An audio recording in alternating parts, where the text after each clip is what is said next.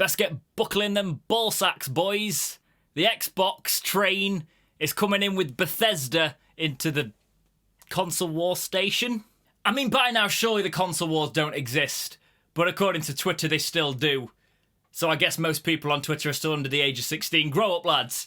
But we've still got something really cool that is going to put Xbox back on par with PlayStation. They have bought Bethesda. More specifically, they've bought ZeniMax, which is a massive acquisition. I pre-ordered a PS5 because I've been a PS4 dude, and I've got an Xbox One, I've got an Xbox One S. I'm into both ecosystems. I love Games Pass, but I was like, I don't really need one of the new consoles, even the Series S. It's really good value. I don't need it on launch. This has changed all of that.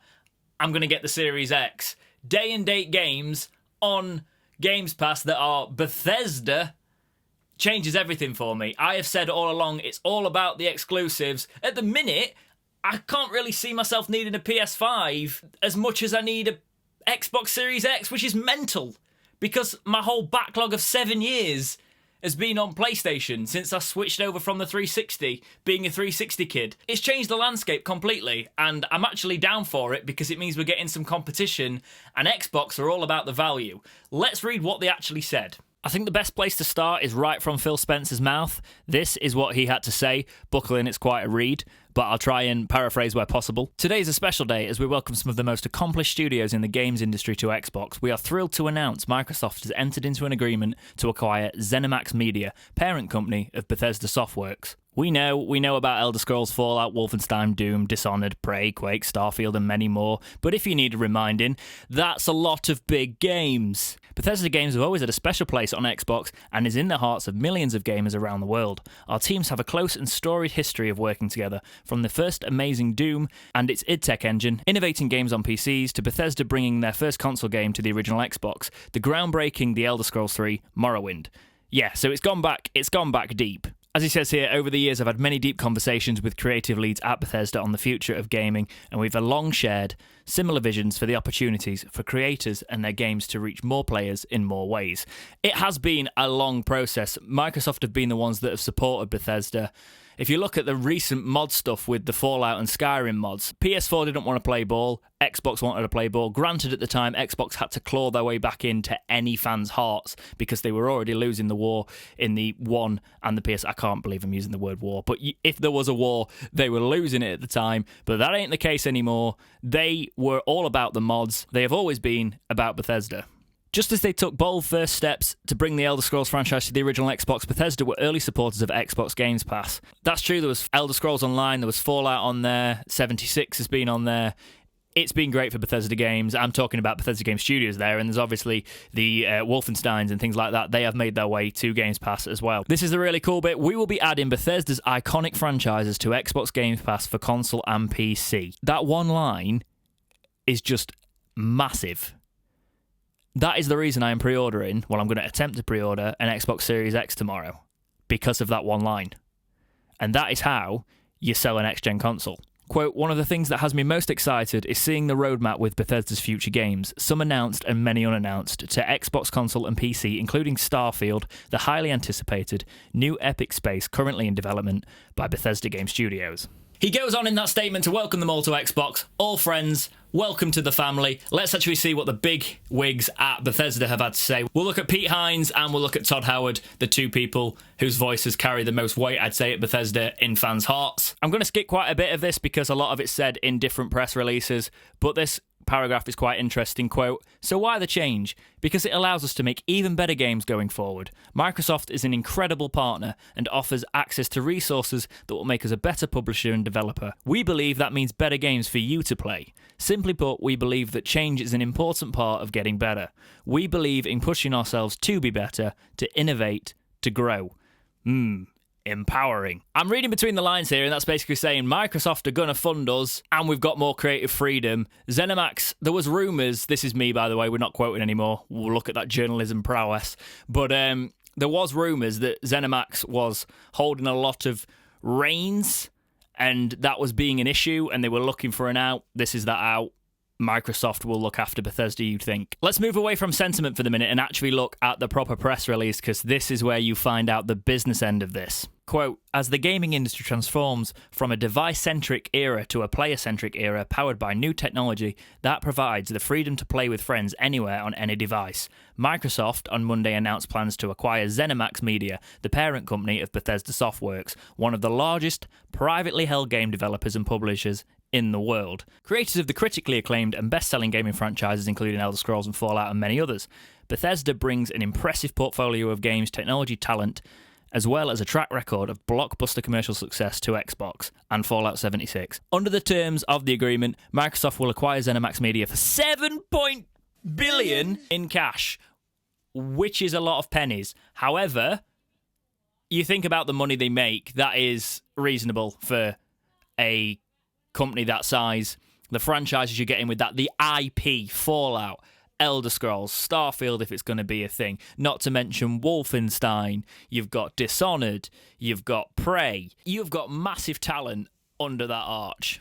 Now you might be asking yourself, and I've seen this said a lot, oh, but the games are still coming to PlayStation, right? For now. For now is the actual answer to that, because there's something in the press release that is at the bottom that doesn't say pretty much in stone that it's not coming to PlayStation, but if you look at Obsidian, the fact that Outer Worlds came to everything while they were processing the takeover, and then the new ones, Grounded, Avowed, they are going to be exclusives to the Microsoft platforms. I do think it means we are losing those big franchises. Quote, the transaction is subject to customary closing conditions and completion of regulatory review. That is a lot of words. Microsoft expects the acquisition to close in the second half of the fiscal year in 2021. Yes, I do think that means you are going to lose Bethesda games on PlayStation consoles as of late 2021 when this deal closes. Up until then, this first sort of year, it's going to be chill. But when the big games start hitting a year into the new gen, that's when they're going to start to pull the rug a little bit. And you're going to want to buy into Microsoft's ecosphere. You're going to want to get an Xbox Series X or on a Series S, or just get Games Pass, play it on your PC. This is massive because Microsoft have been behind in the race up until this point, in my opinion. Because Games Pass was a great deal. Their first party, though, wasn't as strong as PlayStation's.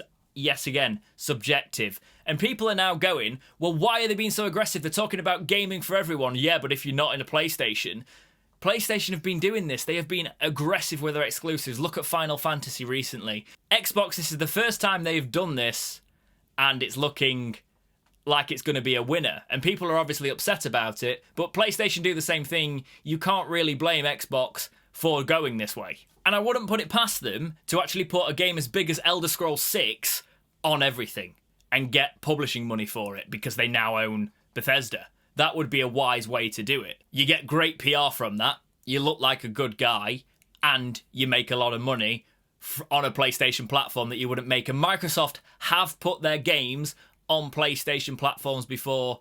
They are the most likely to do it. You won't see the PlayStation games coming the other way, but Xbox are a little bit more generous with their IPs, and I could see them for a game as big as that they know is going to sell everywhere. If the PS5 gets a big install base, I can see them putting it on the PS5 with the better content on the Xbox with some timed exclusivity maybe, but they'll go, no, we are going to give it to you guys because it's Elder Scrolls 6.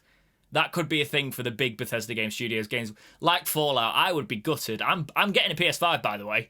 I'd be gutted to not be able to platinum the next Fallout game. Towards the latter end of this video, I want to talk about Todd Howard's statement because I actually think it's probably the best one of the lot. He is the man behind a lot of the good franchises. There was some rumours about him not being too happy with 76. It wasn't really his thing. He was overseeing it, but it wasn't his heart and soul in the games, and you can kind of see that in the game. I actually like Fallout 76, but it's not what Fallout should be, in my opinion. It's a great idea, but I feel like maybe this move will free him up a little bit, get back to what he does best, and I think he's been doing that with Starfield, in fairness. But let's read it. I have been incredibly blessed to spend my entire career at and help build one of the best places to make games in the world, Bethesda, and I've had the joy of doing it with some of the most talented, humble, and passionate people there are.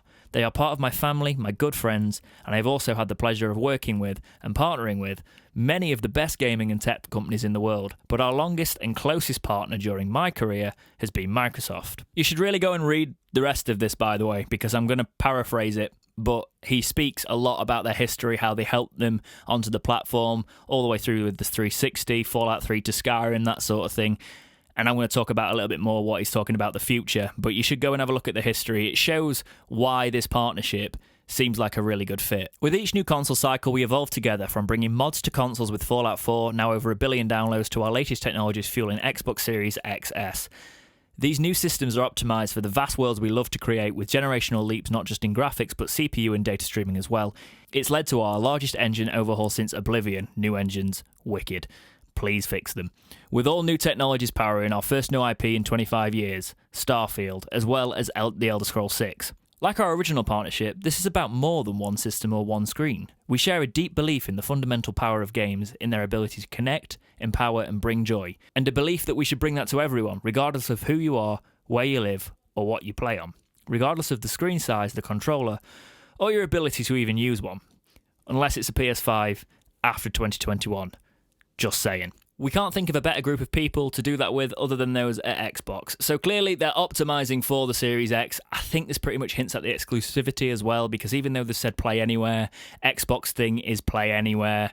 They've not included... I think if it was going to stay on PlayStation, they'd have gone, even if you're a PlayStation gamer, we're not leaving you in the dust. But none of these statements have said that, which is why it's very ominous. Todd's just like, I hope you'll join us in this next leap, and I get that. I get why they're doing it. There's a lot of money there. Probably more creative control now, because Microsoft are going to be there for the games. You've got to look at it from this aspect, right? Microsoft, yes, they want to make money, but they have been so consumer-focused on consumer satisfaction that I think their staff and their game makers now, their devs, are going to actually end up with more creative freedom and not like, no, you need to put this thing riddled with microtransactions. Go and do Fallout 76 so we can have a live service. I think people like Todd Howard are going to get freed up again, and it's going to be less a case of make as much money as possible. That's my optimism anyway. I hope Microsoft take this and run with it. They have a good step, and they keep this consumer-focused approach, because even though PlayStation fans like myself aren't going to love this, I think it's the way forward for them. But let me know what you think in the comments. How huge is this going to be?